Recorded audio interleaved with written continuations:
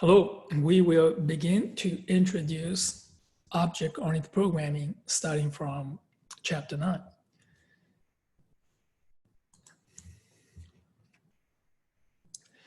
Object-oriented programming is essentially a technology for developing reusable software. Having learned the material in the preceding chapters, you are able to solve many programming problems using selections, loops, methods, and arrays.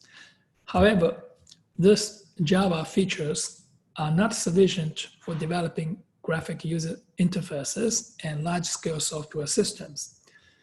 Suppose you want to develop a graphic user interface as shown in figure 9.1. How would you program it? This chapter introduces object-oriented programming, which you can use to develop GUI and large-scale software.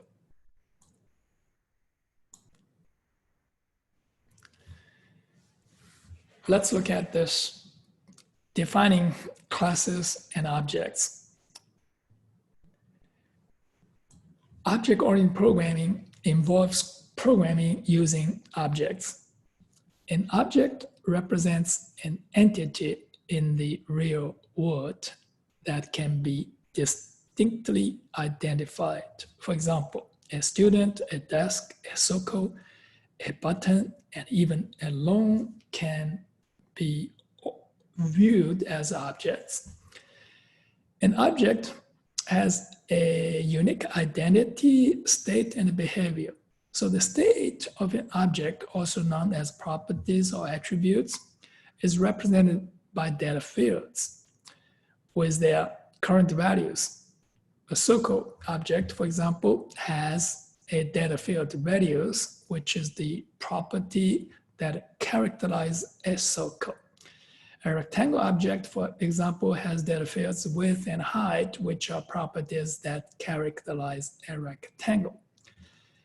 The behavior of an object, also known as actions, is defined by methods. To invoke a method on an object is to ask the object to perform an action.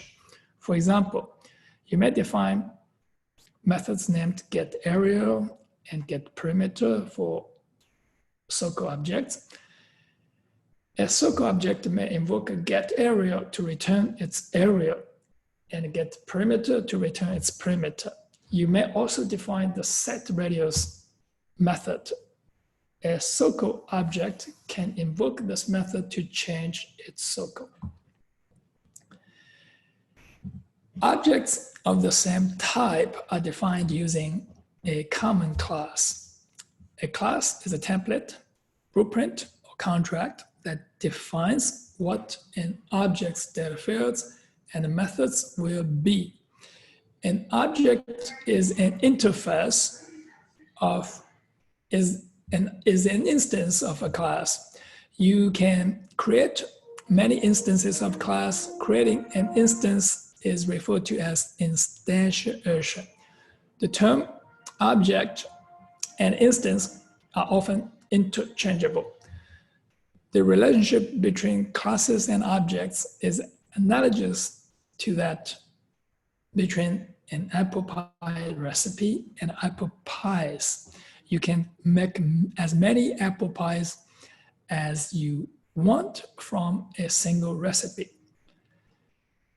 So this is the diagram, shows that we have, this is the class template for the circle. You can fill in the radius, and this is the common for all the circle objects. Every circle has its own radius. So now this is object 1, object 2, object 3.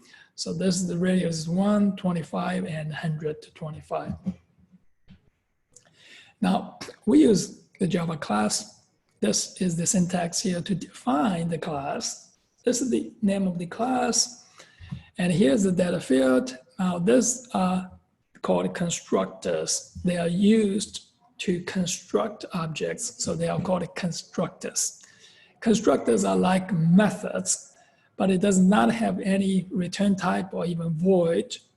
It has the same name as the class name,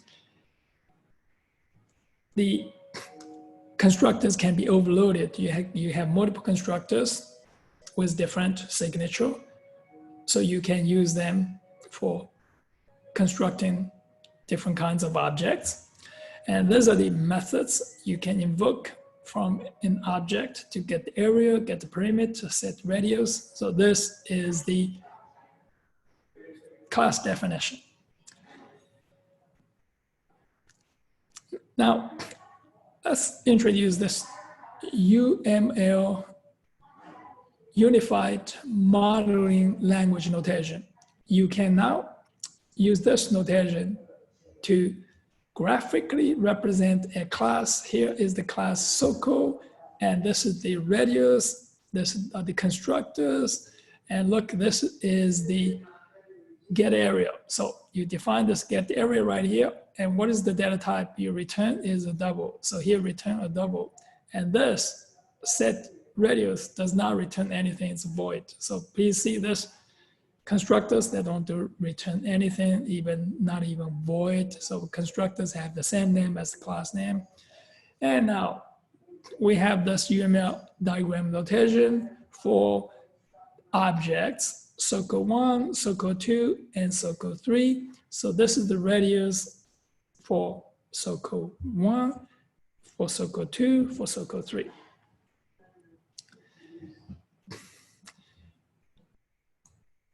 That is all for this brief introduction for defining classes for objects.